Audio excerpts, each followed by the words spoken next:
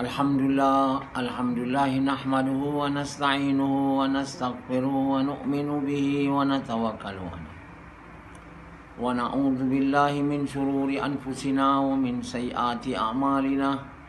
May yahdihillahu fala mudilla lahu wa may yudlil fala hadiya lahu. Asyhadu an la ilaha illallah wa asyhadu anna Muhammadan abduhu wa rasuluh.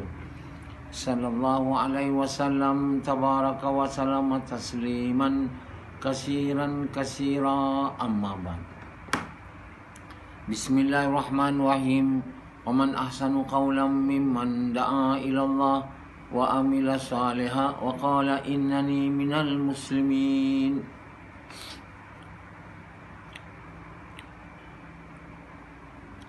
Tuan-tuan, bapa-bapa sekalian, Allah Subhanahu Wa Taala yang Maha Agung, Maha Besar, Maha Bijaksana, Maha Alim. Jadi apa saja dibuat oleh Allah, dia yang penuh hikmah dan bijaksana. Orang yang tak ada ilmu, tak alim, dia tak boleh buat benda dengan hikmah dan bijaksana. Sebab dia tak ada ilmu. Ilmu dia berkait dengan bijaksana. Kalau tak bijaksana, tak alim, tak boleh bijaksana. Alim dalam arti maksud sebenarnya. Alim ni makna kita tahulah apa yang Allah mahu. Kalau manusia lah. Kalau Allah ni, dia alim tu, maha alim tu, dia tahu semua. Apa orang tu nak pun dia tahu, apa orang tu tak nak pun dia tahu, apa dalam batu pun dia tahu. Kalau manusia, kalau kita kata dia alim, tak pula dia sampai tahu apa dalam batu. Dia tahulah apa Allah mahu, Allah bagi dia. Tapi apa orang mahu dia tak apa tahu juga. Tak tahulah. Tapi Allah semua tahu. Dan apa dalam batu, kan? Musa AS, Allah suruh dia pukul batu, dan tangan dia tahu. Dia punya kekuatan 100 lelaki. Sekali dia tu belah batu. Tengok ada bulat dengan daun. Tengok. Jadi Allah ni alim, semua tahu.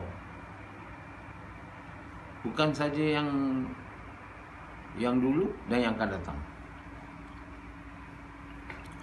Kita yang dulu mungkin ingatlah, ingat baru tahu. Yang akan datang tentu sekali tak tahu, kan? Melainkan Allah bagi tahu dia. Jadi Allah SWT maha bijaksana. Bukan bijaksana, maha. Maha ni perkataan tak ada limit lah. Bijaksana dia tu. Maha alim. Orang manusia boleh alim je lah, maha tak boleh.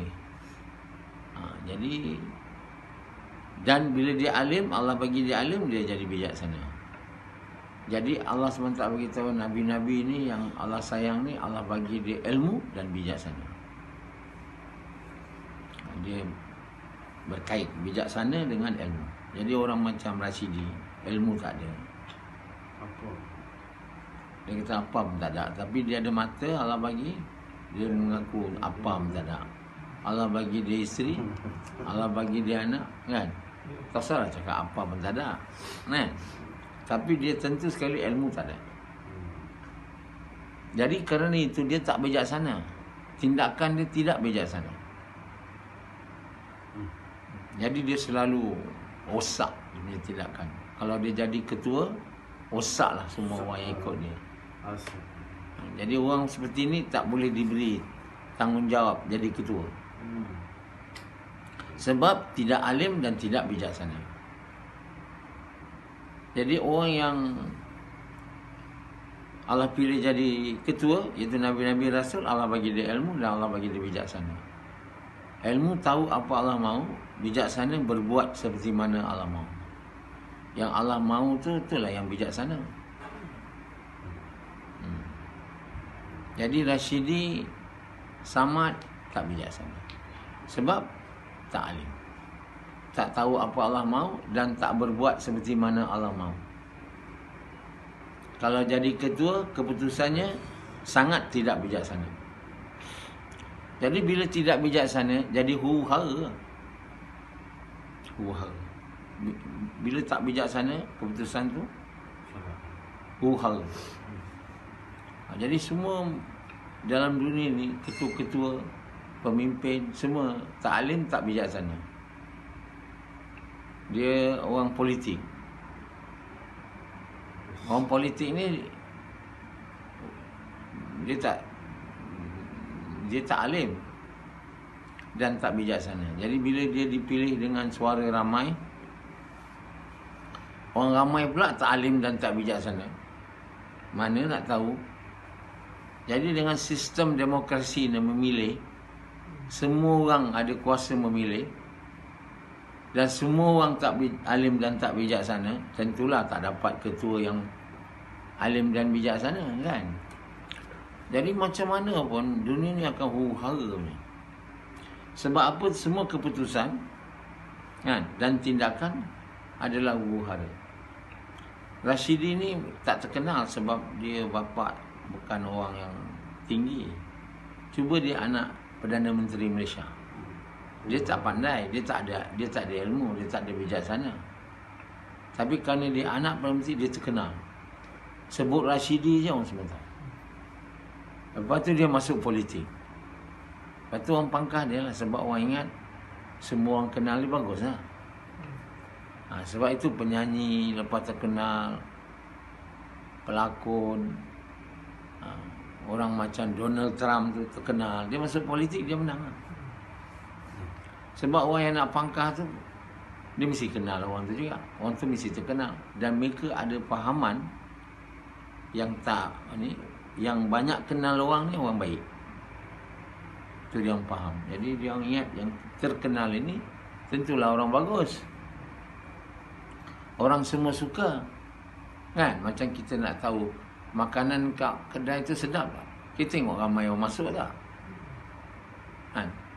Macam kat Gombak ni, kan? Kedai pulut tu.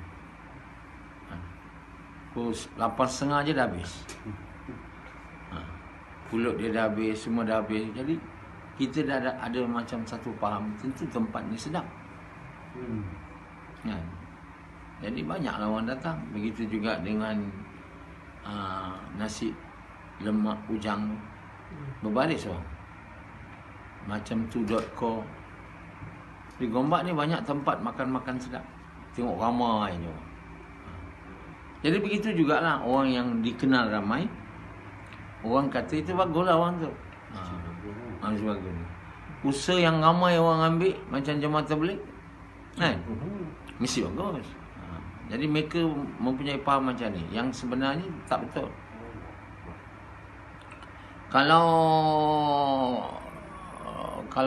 Kalau makanan tu mungkin betul, orang suka, ramai orang datang, kan? Tapi orang bagus ni tak boleh dikira dengan ramai orang suka. Sebab apa? Fir'aun, Namrud, semua orang suka tu. Orang ramai suka. Pertama sebab dia banyak duit. Jadi biasa orang yang banyak orang suka ni, orang suka bagi duit. Sebab semua orang suka duit. Jadi Rashidi dengan menggunakan kuasa duit dia yang Allah beri, duit tu tak ada kuasa, dia tabur lah. Maka terkenallah Rashidi sebagai anak orang kaya yang pemurah, baik hati. Bila Rashidi bertanding, orang banyak pangkah dia lah. Naiklah dia jadi ketua yang tidak alim dan tidak bijaksana. Jadi keputusan dia semua tidak bijaksana, huru-hara semua. Jadi itulah sebabnya manusia hari ini tak dapat dunia yang aman. Tapi manusia semua berbincang, hari-hari berbincang kat bangsa-bangsa bersatu, United Nations, macam mana nak dapat dunia yang lebih baik, macam mana nak dapat dunia yang lebih aman, macam mana nak dapat mulia dunia yang lebih bersih, dunia yang lebih bersih. Macam itulah fikir dong. Bukan lebih aman lagi, lebih berperang lagi.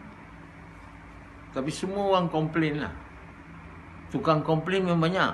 Macam Profesor Dr. Samad ni, tukang komplain. Itu tak betul, ini tak betul. Makin dia jadi profesor, makin banyak dia komplain. Jadi dia punya, orang ingat dia tahu apa yang patut dibuat.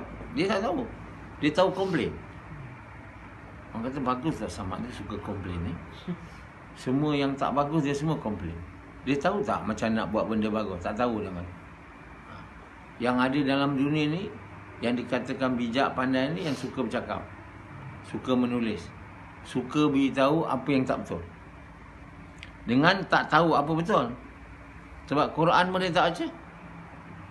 Orang tu, orang yang dikatakan betul dapat Nobel Prize Literature, Nobel Prize apa, semua tak baca Quran ni. Jadi orang yang tak baca Quran ni memang tidak alim, dan tak faham Quran, dan tak amalkan Quran. Dia ni bukan orang alim dan bukan orang bijaksana. Syarat untuk jadi orang alim dan bijaksana kena faham Quran dan amal Quran. Kerana Quran ni buku yang penuh ilmu dan bijaksana orang mengamalkannya. Jadi kalau kita nak tahu apa yang benar, apa Allah mahu, berbuat seperti mana Allah mahu, kena baca Quran, kena faham Quran, kena amal Quran. Tapi kalau iman tak ada, baca boleh lah, faham tak boleh, amal tak boleh. Jadi tak jadi orang bijaksana, apalagi orang yang tak baca. Jadi Samad orang yang tak baca. Baca hanya dipaksa. Dulu tak ada dia baca. Jadi dia profesor. Apa dia pandai? Pandai bab dia tu lah, komputer, mengajar. Itu semua bukan Allah tahu tu. Ilmu komputer, ilmu perubatan, ilmu chemistry itu bukan ilmu tahu apa Allah mahu. Orang tahu chemistry, tahu ni komputer, itu bukan sebenarnya dipanggil orang berilmu. Orang yang tahu banyak apa orang kata, banyak tentang benda tu lah, itu namanya yang dipanggil hari ini sebagai orang berilmu. Dia tak berilmu tu sebenarnya. Dia tahu banyak tentang komputer, dia tahu banyak tentang ubat, dia tahu banyak tentang itu. Begitu tak, dia tahu banyak tentang agama. Itu bukan nama orang berilmu sebenarnya. Orang berilmu ni, dia tahu apa Allah mahu, dia faham Quran dan dia beramal seperti mana Allah mahu, namanya bijaksana. Jadi dia diberi ilmu, kata Allah, dan bijaksana. Jadi Samad ni bukan orang berilmu dan bijaksana. Dan dia juga bukan, kita tak boleh panggil dia orang alim, tapi orang panggil dia ilmuwan. Para ilmuwan. Dia orang kata ilmuwan ni tahu macam mana jenis-jenis pokok, macam mana jenis-jenis kuman. Jadi dia orang pergi belajar universiti, belajar semua belajar itu. Belajar jenis-jenis kain, jenis-jenis chemical, tak apa-apa lagi. Semua ke arah macam mana nak buat dunia ni lebih, kata dia orang lah, lebih bahagia, lebih sejahtera. Tengok hari ni dunia bukan lebih sejahtera, lebih aman tak ada, lebih baik untuk duduk tak ada. Kenapa yang dipanggil ilmuwan-ilmuwan di seluruh dunia tu, semua sebenarnya bukan orang alim. Mereka semua tahu satu perkara je, tahu je. Dia tak tahu apa Allah pencipta dia tahu, mau. Itu sebab dia tak dipanggil alim. Jadi bila dia tak tahu apa pencipta dia mahu dan dia tidak berbuat, tak jadilah dia orang alim dan bijaksana. Dan apabila dia mengurus dunia ni, tak bijaksana. Huru-hara. Keputusan dibuat huru-hara. Sana huru-hara. Kan? Kenapa berlaku huru-hara kat dunia ni? Sebab keputusan yang dibuat oleh ketua-ketua manusia di dunia ni, semua keputusan tak bijaksana. Macam keputusan Donald Trump untuk bunuh Panglima Ketua Terus Angkatan Tertinggi Iran. Dia pakai drone. Itu semua tindakan tak sangat tidak bijaksana. Apa saja Trump buat, semua tak bijaksana dan tidak alim. Sebab dia tak alim, dia lagilah tak alim, dia orang bukan Islam. Jadi ketua-ketua orang bukan Islam di seluruh dunia ni, dan termasuk orang Islam juga, semuanya tidak alim dan tidak bijaksana. Jadi semua huru-hara. Nah. Jadi sekarang ni keputusan Muhyiddin ni kita tengoklah barisan menteri dia. Kalau dia bijaksana, aman. Kalau tak bijaksana, huru-hara. Dia huru-hara. Ya. Nabi kita orang bijaksana. Kerana dia orang alim, diberi ilmu dan bijaksana. Mengikut keputusan dia, berjaya. Ikut perintah mesyuarat dia, ikut perintah dia. Jadi yang tak mengikuti perintah dia, gagal. Macam Nabi sallallahu alaihi wasallam waktu di di Hudaybiyah kan. Perjanjian Hudaybiyah. Nabi buat keputusan tahun ni kita tak pergi. Keputusan tu keputusan bijaksana sebenarnya. Sebab dia ada ilmu. Ilmu tu dari Allah. Dia diperintah oleh Allah untuk terima. Untuk tahun ni tak pergi. Tapi Nabi SAW beritahu kamu semua bercukur. Tak ada yang tak nak ikut. Umar radhiyallahu anhu, kamu Nabi? Ya, saya Nabi, kata Allah. Begitu sekali. Sebab tak boleh terima keputusan tu. Apabila nama Muhammad Rasulullah, orang kafir kata ini Rasulullah ni, kita tak mau. Padam. Allah, Nabi suruh sama Ali untuk padam, tak nak. Nabi padam sendiri. Keputusan tu keputusan bijaksana. Keputusan tidak masuk Mekah tahun itu bijaksana. Tapi orang tak bijak, tak ada ilmu, tak bijaksana, tak ilmu dan tak bijaksana, tak terima keputusan tu. Macam sahabat-sahabat lain. Jadi Nabi SAW bagi tahu pada isteri dia. Isteri dia siapa? Ummu Salamah. Mereka tak nak ikut. Kata Ummu Salamah, tuan buat dulu. Nanti dia ikut. Tuan, kita keluar kemah, saya cukur kamu. Dia tengok Nabi, dia pun buat. Dan mereka buat dengan tak berapa sempurna. Cukur-cukur sampai berdarah dia punya kepala. Dan mereka kembali. Tak buat umrah. Jadi tuan yang mula tak pergi Mekah. Jadi inilah orang kata keputusan yang mana orang yang tak ada ilmu ni, tak bijaksana ni, kata keputusan tu salah. Keputusan tu sangat bagus. Nabi kata, Umar kata ini fatah ke? Ini kejayaan ni. Kata Nabi fatah. Wallahi fatah. Kejayaan. Jadi tuan-tuan bapa sekalian, inilah kita hari ini bermasalah. Seluruh dunia bermasalah dari dulu. Sejak Nabi meninggal dunia sampailah ke hari ini. Hanya bila Allah turunkan Nabi, tak adalah. Takkan turun lagi. Allah turunkan naib Nabi. Orang yang bukan Nabi dipilih buat kerja Nabi, mempunyai perangai macam Nabi, mempunyai ilmu seumpama Nabi dan bijaksana seperti Nabi. Baru dunia ni aman. Barulah tidak ada. Bila aman, manusia ni dapat beriman dan beramal soleh. Mereka mengubah amal mereka, iman mereka dengan asbab pimpinan orang tu. Maka tak adalah datang wabak-wabak ni semua. Tak adalah datang semua huru-hara ni. Hari ni dunia huru-hara dengan wabak coronavirus ni. Sangat huru-hara. Kenapa dia datang? Sebab Samad amalan buruk, Rashidi amalan buruk, dan semua orang bukan Islam semua amalan buruk. Dan bukan orang Islam dia amal buruk sebab kalimah yang dia ucap tak masuk dalam diri dia. Orang bukan Islam amal buruk memang dah amal buruk, kalimah pada zaman cakap. Yang Islam pun amal buruk sebab dia mengucap tak buat kerja. Melalui mana kalimah tu masuk dalam hati.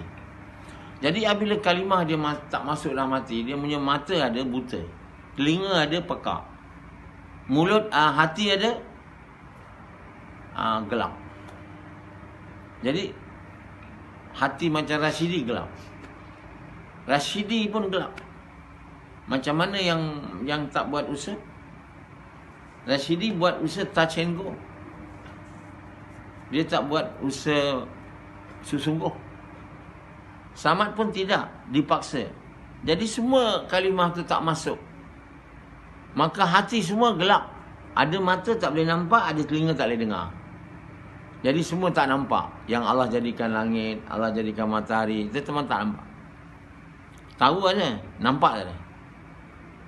Samad tak nampak yang Allah jadikan langit, bumi, matahari ni. Dia tak nampak. Dia ingat dia jadi sendiri. Nah, Samad dia ingat dia pandai lah, bijak, profesor. Apa ada profesor, dia bukan tanda orang berilmu tu Samad. Kau bukan orang berilmu Samad, dan kau bukan orang bijaksana. Tapi dah tak ada orang, terpaksa jugalah.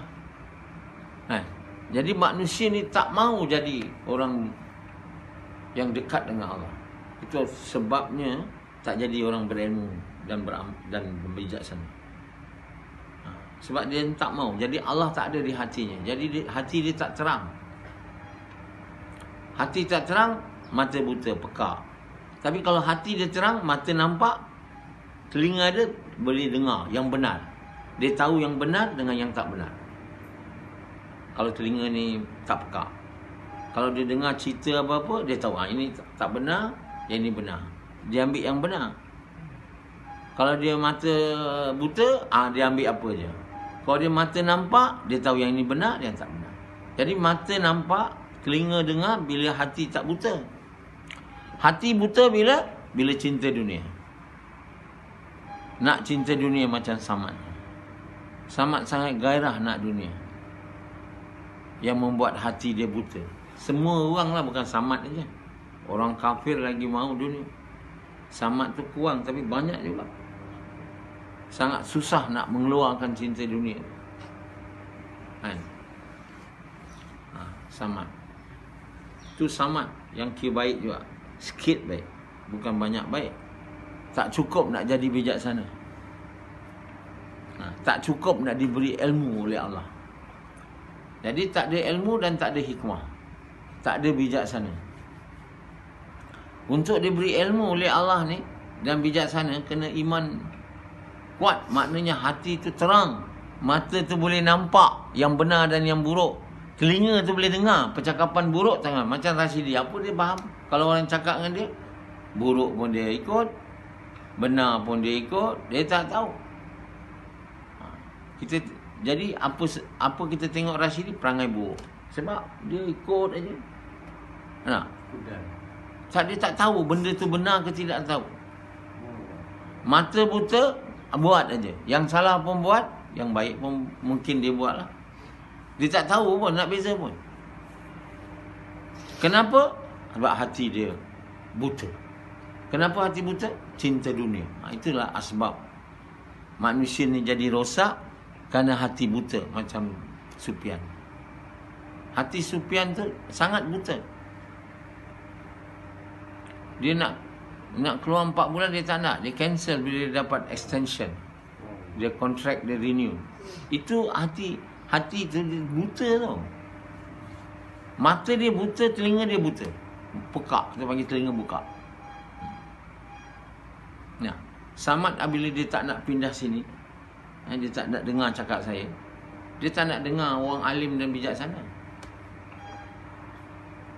Sebab dia ingat dia alim bijaksana. Dia duduk dekat Melaka, sampailah berlakunya yang mana Allah buat dia diberhentikan dari kerja sana. Baru dia datang sini. Azri apabila pertanian dia tak jadi dekat sana, baru dia datang sini. Bukan dia betul-betul anak, bukan dia nak ikut keputusan bijaksana saya. Bila dia datang ikut keputusan bijaksana saya, baru dia tahu sekarang bahawa keputusan saya suruh dia pindah tu keputusan bijaksana. Tapi dia orang tak tahu, dia orang buta. Orang buta berlagak macam nampak. Orang pekak macam belagak, macam dengar. Macam Rashidi lah, belagak besar. Macam dia tahu. Dia tak ikut cakap saya. Betul tak?